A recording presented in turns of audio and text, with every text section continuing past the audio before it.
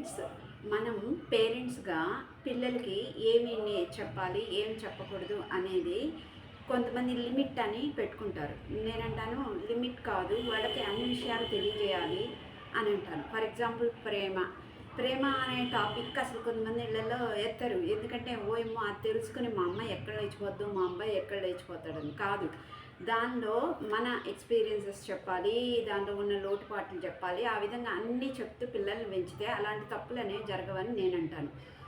అమ్మాయి అయినా అబ్బాయి అయినా మనం ఏం చెప్పాలి, మా లవ్ అనేది చదువుకునేదాకా, స్టడీస్ కంప్లీట్ అయ్యి జాబ్ వచ్చేదాకా ఆ తలంపే మైండ్లోకి రాకూడదు. వస్తే చదువు పాడైపోతుంది, భవిష్యత్తు అనేది నిర్వీర్యం అయిపోతుంది అని తెలియజెప్పాలి. దానికి ఎగ్జాంపుల్స్ చెప్పాలి, చుట్టుపక్కల జరిగిన ఇన్సిడెంట్ చెప్పచ్చు, మీ లైఫ్లో జరిగిన ఇన్సిడెంట్స్ చెప్పచ్చు.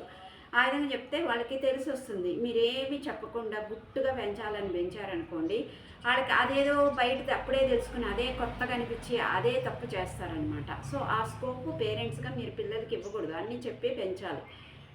ఆ తర్వాత ఇంకా ఏం చెప్పచ్చు, ఫర్ ఎగ్జాంపుల్ వాళ్ళు లైఫ్లో సెటిల్ అయ్యాక ఇది కూడా చెప్పాలి. మీరు ఎవరిని కోరుకుంటే వాళ్ళని మాకు ముందు చెప్పండి, మేము ఎంక్వైరీ చేస్తాం. మంచిది అనుకుంటే మీరు సెటిల్ అయ్యాక, తను సెటిల్ అయ్యాక, నువ్వు సెటిల్ అయ్యాక మేము తప్పకుండా మీకు మ్యారేజ్ చేస్తాం అని చెప్పాలి.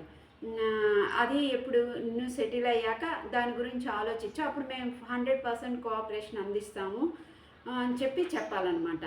సో ఇలా చెప్పి పెంచడం వల్ల ఇలాంటి లవ్ చేసేయడం, వెళ్ళిపోవడం, తర్వాత లవ్ అనే దానిలో పడి భవిష్యత్తుని పాడు చేసుకోవడం, ఇలాంటి తప్పులన్నీ జరగవు. సో ప్రతిదీ పిల్లలకి చెప్పకూడదు అనుకోకుండా చెప్పి క్లారిటీ ఉండేలా క్లారిటీగా చెప్పాలి. చెప్తే వాళ్ళు దాన్ని అర్థం చేసుకుంటే ఆ తప్పుల్ని చెయ్యరు అని నేను అంటాను అనమాట. సో క్లారిటీ లేకుండా నువ్వు ఏదో దాయాలి అని దాచినప్పుడే ఆ తప్పు జరుగుతుంది. నువ్వు దాచకుండా ఫ్రీగా ఇలా పెట్టేస్తే ఏ తప్పు అనేది జరగదనమాట. So what I feel is everything must be shared with your daughter or son about their life experience or others experiences, whatever it is. Okay, so ఈ విధంగా మీరు ప్రతిదీ మీ పిల్లలతో షేర్ చేసుకోండి. వాళ్ళకి తప్పుల గురించి, అన్నిటి గురించి, ఇది తప్పు, ఇది రైటు, ఇది ఇలా, ఇది ఈ ఏజ్లో చేయాలి, అది ఆ ఏజ్లో చేయాలని ఒక అవగాహనని కల్పించండి.